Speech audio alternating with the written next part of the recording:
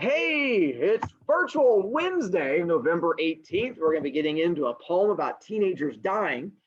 It's hard to go wrong with a poem about teenager death, but it's not just teenage death, although that is awesome. It's creepy teenage death, which makes things even better. My guess is that because of the whole slowing down because of virtual, we're not going to finish the poem today. We're going to have to go bleed over into tomorrow because the virtual is messing up all my plans, but we'll get through it. Life goes on, stuff like that. All right, so let's get into idioms homework. Novel, let's see.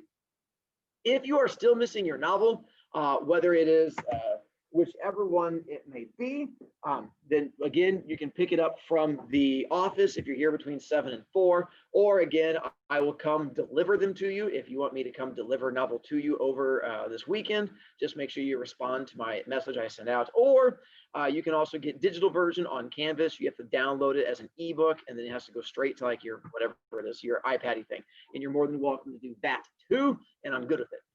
There, the don't be an idiom thing was officially due last night. If you have not turned it in, you can still turn it in. By the way, I have a lot of kids who got like a 6 out of 10 on this, or a 5 out of 10 on this, because apparently directions are hard.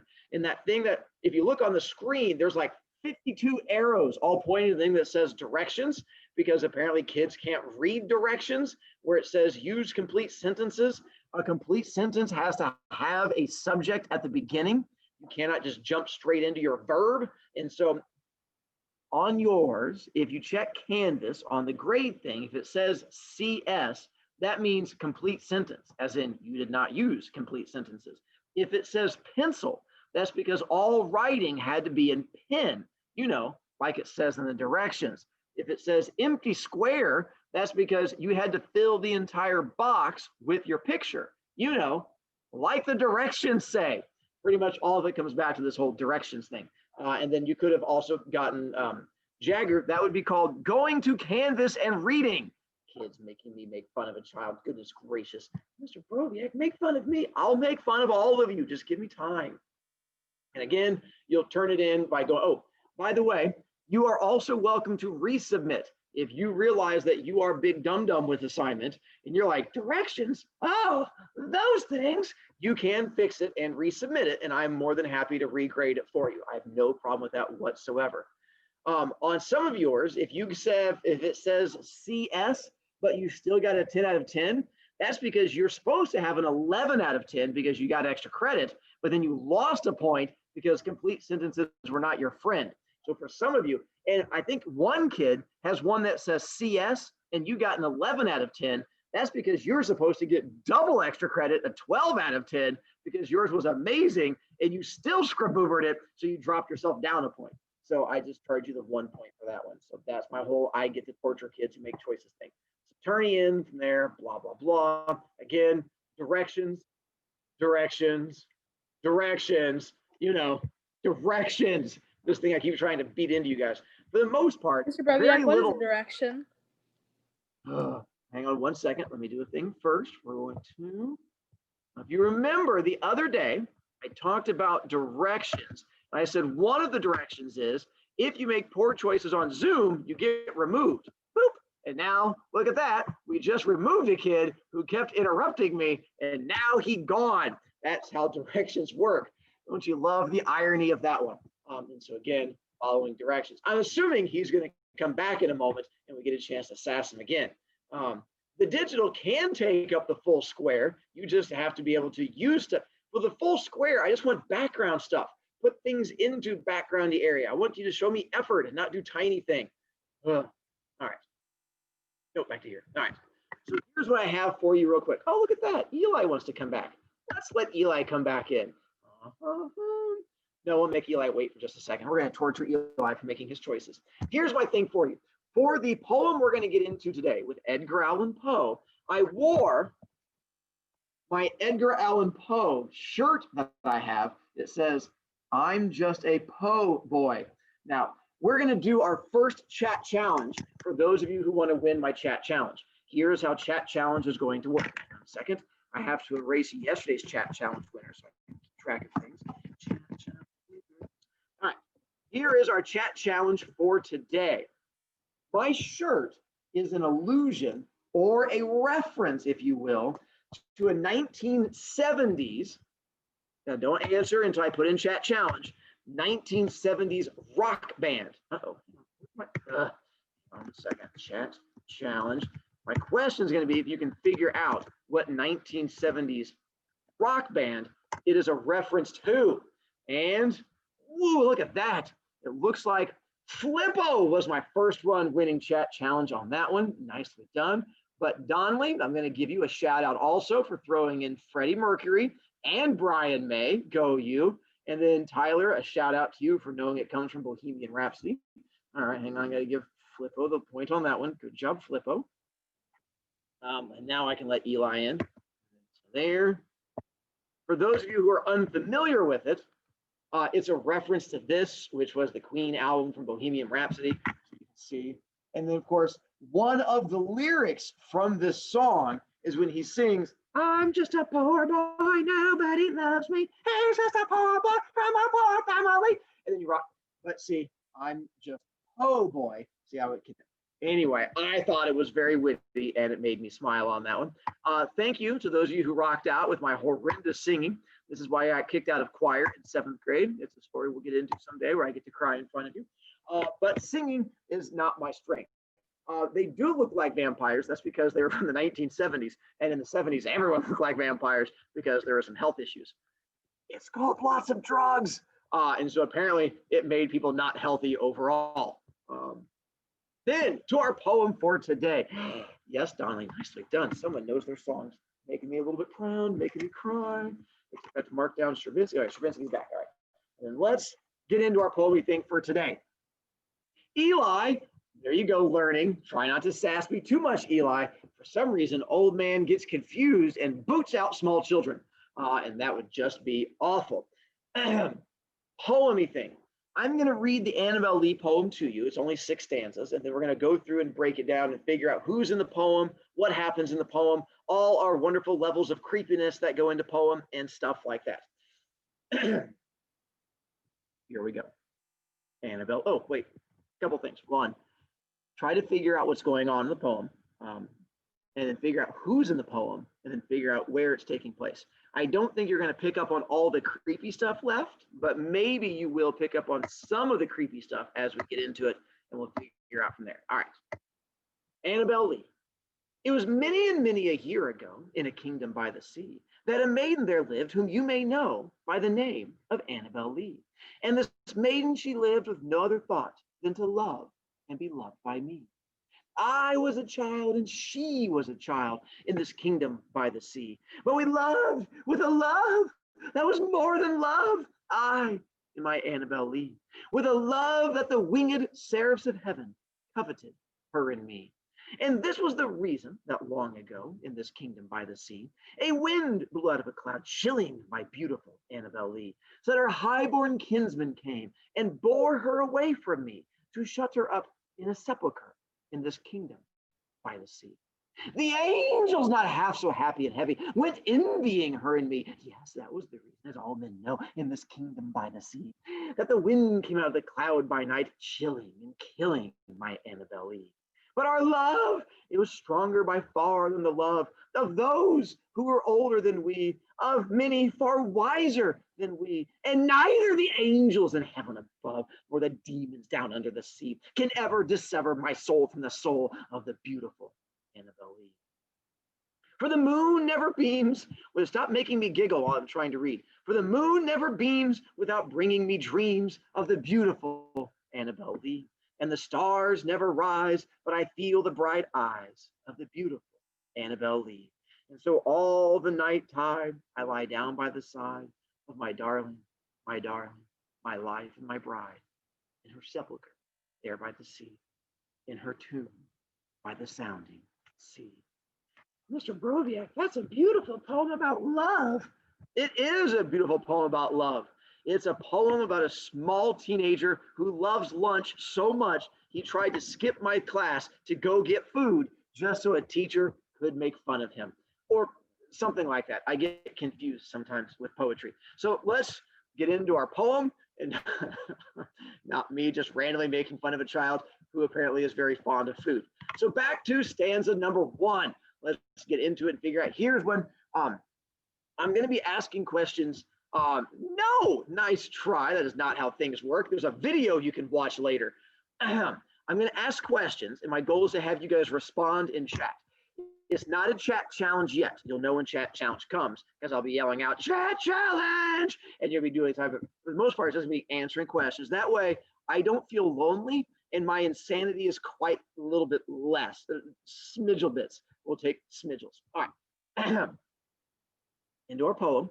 First off, where is our poem taking place? So what can you tell me as far as the where'sy bits of where our poem is going to be occurring? Yes, I will take both. Nicely done. Wow, and the correction was fast. 1, it takes place in a kingdom. And so my kingdom, because I have issues, is going to be a haunted castle. Because that was my dream of what a perfect kingdom should be like. So it's taking place in a castle. And then my castle is taking place down next to the ocean, down by the sea. And so that's going to play a role, that whole fact that 1, castles are going to be important, down by the sea is going to be important. Both those play big roles. Then we have 2 characters in poem so far. Our 2 characters in the poem. So one of them should be really easy to figure out, and I would have to mock you if you couldn't figure that one out. Nicely done. And then the other one was a little bit tougher. So we have our 2 characters. One is going to be this girl who's right there in the title. We're going to call her Annabel Lee. And yes, the other one is the speaker who is unnamed. It is not Edgar Allan Poe. That's going to be very important moving forward. The speaker is not Edgar Allan Poe because of things that are going to happen. The speaker is just an unnamed boy. You are correct. We're going to refer to him as Dude. You can call him Jerry if that makes you feel more comfortable. But I'm going to refer to him as Dude and Annabel Lee. And so throughout the whole thing, ooh. All right, ready? Here's our first chat challenge. Hang on. Let's go to here. Get ready. Let's see which kids we get to be nice to with my chat challenge. Here. Okay, here it is. Ready? We don't know who the main character's name is in the poem because of how it's written. What point of view is the poem being told in, which is what makes it so challenging? And Flippo can't win because she already won the earlier one. All she gets is bragging rights. Ooh, look at that. Eli, you kick a kid out of class and he comes back for the win. Nicely done, Eli, on that one. So Eli was the first one. Then third place was Jagger, who had a stroke halfway through writing his answer, but we're not going to judge him too much. But he got most of the letters in there without, oh, you fixed it later on. Nicely done. And I'm not kicking him back out because apparently he'd be good. Eli, good win on that one. So it's in first person, which is what makes it kind of tough. And then we have typing's overrated. The fact that you have Dude and you have Annabel Lee, and ooh, the other important thing, how do Dude and Annabel Lee feel about each other? So that's my other big thing that's going to play the big role going into. That's not the chat challenge. That's just me trying to bond with you. Oh, look at that. You guys make me feel. It almost feels like you have that emotion towards me. So they love each other a lot. So much so that when they stare at each other, heart bubbles form above their head. It's like they make Netflix series about this kind of love. They have these nicely, yeah, right there on the screen. And so on that one, a little heart bubble, again, heart bubbles, love, love, love. When they look at each other, that's how much love we have happening. That plays an important role in our poem, that they love each other. Don't forget that with the other things going on. Oh, now you guys make you feel like you kind of love me on this one. See, Eli is showing love, even though others showed hatred to him. Good job, Eli. Way to embrace your inner Annabel Lee. Except for the later stuff that's going to come and be creepy. Don't spam. That's what gets you kicked out, Eli. Bad. I was in the middle of complimenting you. Bad child. Anyway, back to here. So we have the fact that they love each other very much. This line. Here's our next chat challenge. Hang on 1 second. I'm going to go to here. And we have to kick out a different kid who is being mean and angry and attacking another child. So if you get removed, it's because you're being mean. There we go. Remove a kid for being mean. And we're going to remove a kid for spamming in chat. So let's go ahead and remove both children, and that solves the problem. And look at that. Done. I'm good at what I do. So back to our next chat challenge. Here it is. If you look at that first line of the poem where it says it was many and many a year ago, this is a thing that is called an allusion, not illusion. An illusion is like, look, I'm missing a thumb. There it is. That's an illusion. We're talking about an allusion. My shirt is an allusion, meaning it is a reference to something else. All right, here is your chat challenge. The first line of this poem is an allusion to a type of story you're already familiar with. What type of story is it supposed to be referencing? What story is it? And hang on, I don't want to say the wrong one, it looks like. And Shaver with the win on that one. It is supposed to be, and I say Shaver is my win, on Shaver, is a connection to fairy tales. And actually, you are correct, Flippo. Star Wars actually is the same thing. The beginning of Star Wars is the same type of thing. Hang on a second. Let me let these two kids back in. Be nice to them there. Beginning of Star Wars, if you remember that one, it says in a galaxy far, far away and a long time ago. Star Wars is the exact same thing. He started Star Wars that way because of this poem. I am not kidding. It is because it is supposed to be a reference to these allusions of this idea of thing from a long time ago. So that was the idea they were going with. The reason that's important here, sorry, I was letting another kid in, is the fact that it's supposed to make you think of fairy tales. Fairy tales are happy poems or happy stories. We have like, one day there was a princess and she loved a guy named Jerry, and the girl and Jerry hugged each other every day. And then there was a dragon. And so it's supposed to make you think of like love and happiness and like evil and overcoming evil and all kinds of stuff like that. Oh, I feel sorry for you, Joey. I'm sorry, kiddo. And so that's why this is the same thing. Star Wars was the same reference. It began with a reference to a fairy tale because it was that same idea. So this is a reference to a fairy tale. So things to keep in mind as we continue. We have two people, boy and a girl. They love each other, taking place near the sea, in a kingdom, and the fact that it's supposed to be like a fairy tale full of love and happiness. Don't forget that as we continue. Jagger, why do you want to hurt my head, Jagger? Go for it as I go to my next screen.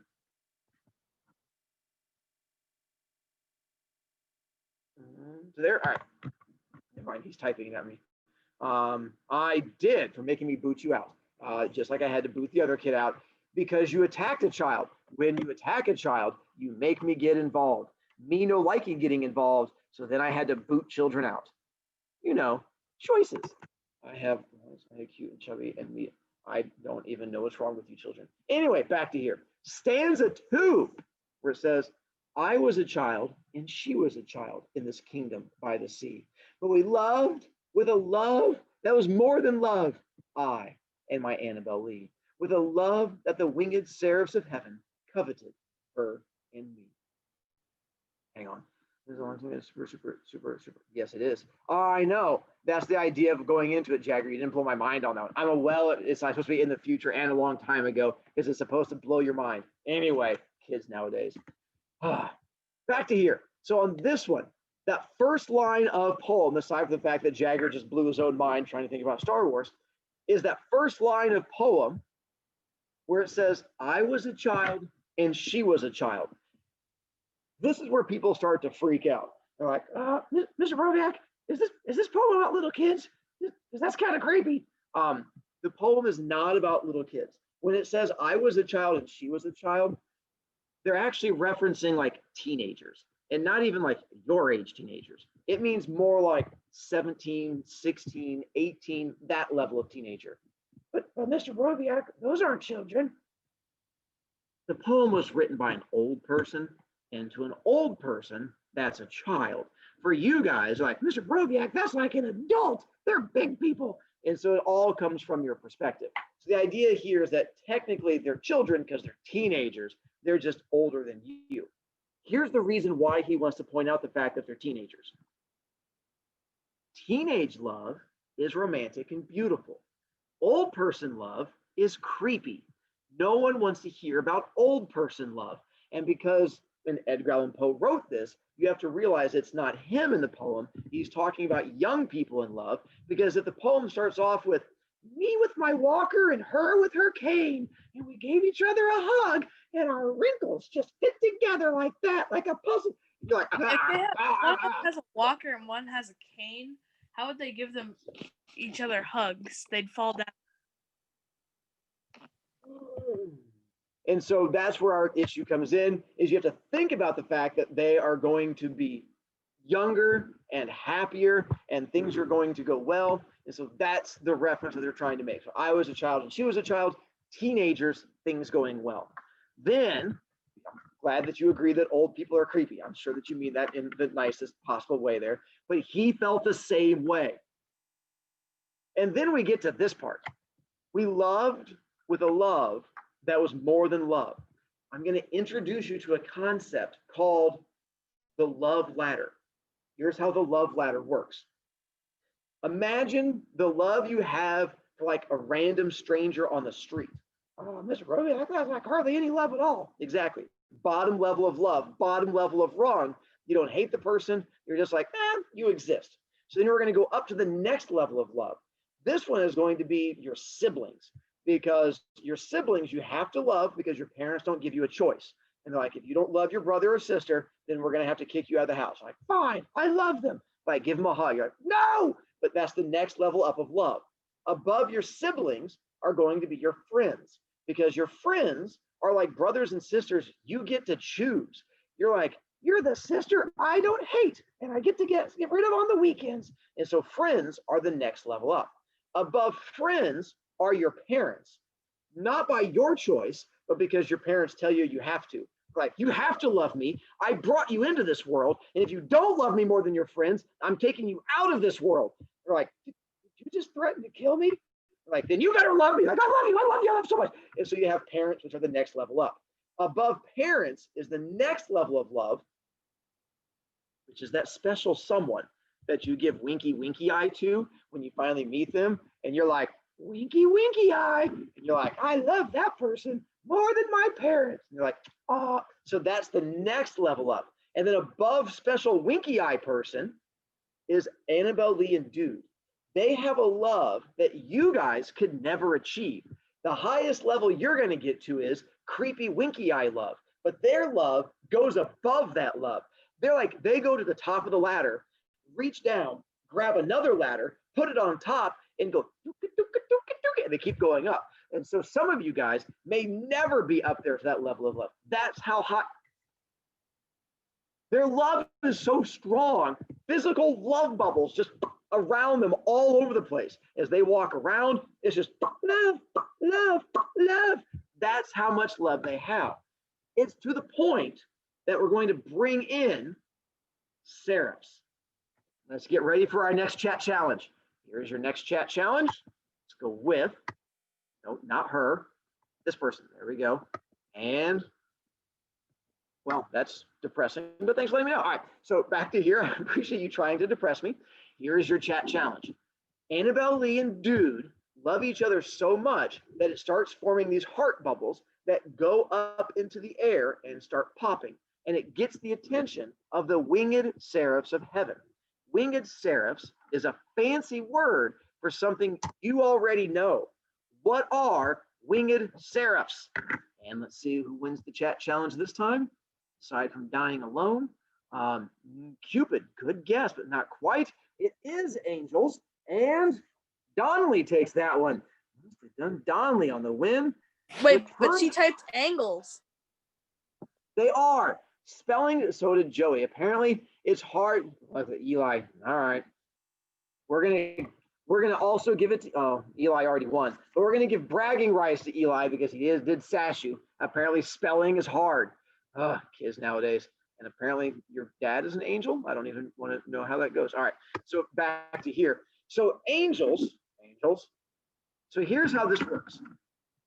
Theoretically, for those of you who are not aware of how angels or angles work, is that theoretically, if you take love, like let's say the love you have of playing Among Us during lunch, and you take that love and you squish it together as hard as you can, and you're like, and all of a sudden it becomes concentrated love, At some point, it pops out an angel. Angel.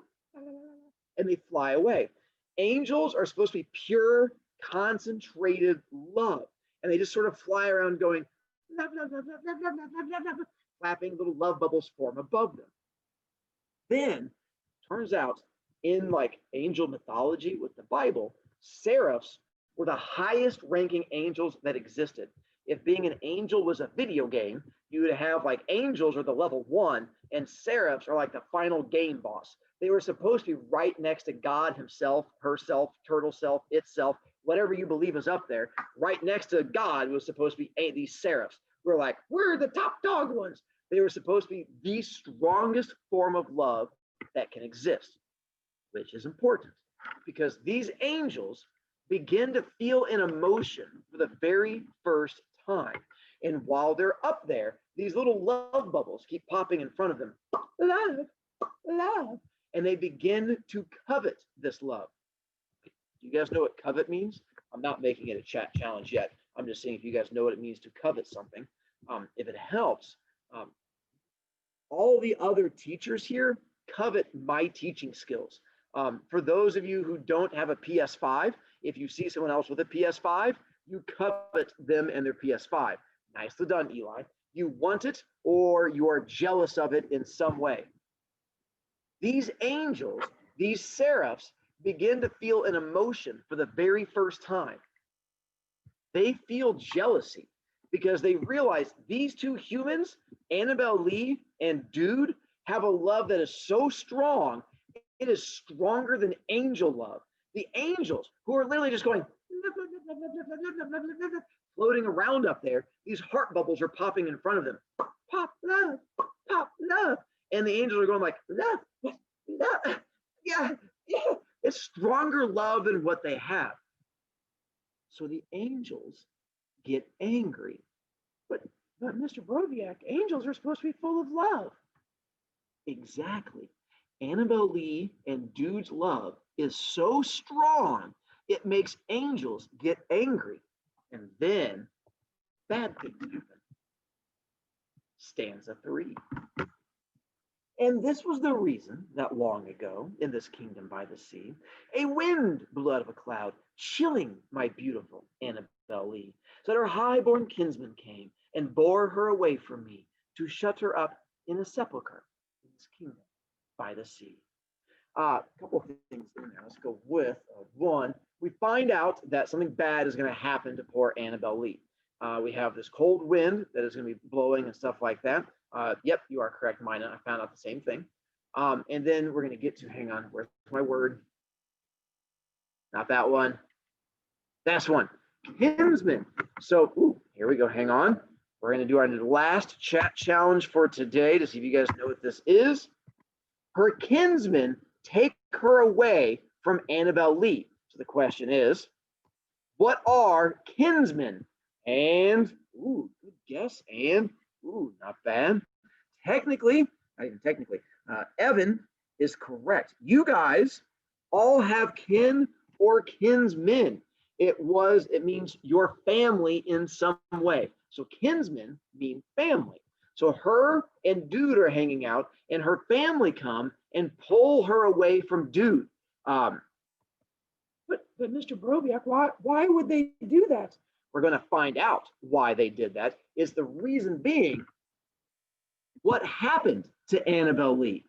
Now, we don't actually find this out into stanza 4, but it's going to be sort of, I help you guys out with this. What happens is, she dead. Mr. Broviak, how did she die? That's what we find out in this stanza. We're going to, no, not kingsman. There you go. Kinsman. Words are hard, not judging too much. And so here, her kinsmen come and they put her into a highborn. If you don't know what highborn meant, this actually kind of goes to what Kayla was putting in there for the whole kingsman. We find out the fact that her family is going to be, there, hang on one moment. We're going to go to here. And see, because apparently they were wanting me to take away chat. So that's why they were saying about the random shows and stuff like that. They were saying if I was going to try and kick people out. So instead, I just had to take away chat from kids, third period people from there. And so highborn means that her family is rich, rich. And so her family are all types of kings and queens, and they're richy rich people and stuff like that. That's why they had to come and take them away. And fortunately, that's where we have to stop. We didn't even get to the fact we got to talk about why we had to kill a teenager. We'll have to get to that with you guys coming up on Thursday and Friday. For you guys, it'll be like killing teenagers. Killing teens is fun, Mr. Broviak. Who doesn't like doing it? What? Eli's gone. Problem solved. So anyway, back to here. And so again, although I do agree with him, killing teenagers is fun. We'll have to talk about why we had to kill a teenager. Is it because the teenager kept talking? No, that was a different teenager we had to kill. And so we're going to get into why this teenager had to die. By the way, the reason she has to die is she doesn't listen to her parents. At least that's how I interpreted it. Don't you give me that look. It makes perfect sense in the poem. And we'll explain more about that later. All right, so I'll see you guys later. Go, if you've not turned in my Don't Be an Idiom, go turn in my Don't Be an Idiom. I'm going to be sending out a remind message tonight, which I would like you guys to read. It's going to have a letter attached to it from me to you guys. So I'm going to try something new. So I'm sending you guys out a letter. Other than that, I'll see you guys later. Look for my letter and go to fourth period. Bye.